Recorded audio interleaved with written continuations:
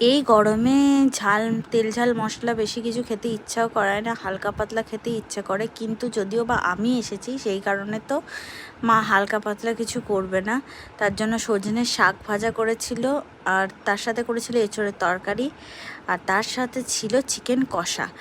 Chicken একদম মানে গাঢ় লাল কষা, গায়ে লাগা লাগা, গোটা রসুন দিয়ে এই চিকেনটা হেভি লাগে খেতে। এক থালা ভাত যে কখন শেষ হয়ে যাবে তুমি নিজেও বুঝতে পারবে না। আমার তো এরকম চিকেন কষা হলে আমি তো অন্য কোনো সবজি বা মানে কিছুর দিকেই তাকাই না, কিন্তু মানে কি করব, শাকও করেছে, এটা আমাকে খেতেই হবে। তার সাথে এঁচোড়ের তরকারি করেছিল।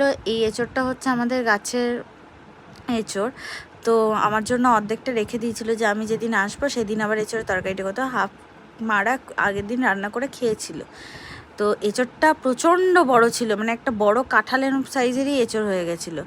কিন্তু এঁচোড়টা এতটাই নরম, মানে কি বলবো, মানে এঁচোড়টা যখন রান্না করা হলো, মানে খুব একটা শক্তই না, মানে যেরকম মানে করতে গেলে শক্ত ভাব থাকে সেরকম কিছু না, খুব টেস্টি হয়েছিল, মানে একদম মোলায়েম টাইপের হয়েছিল।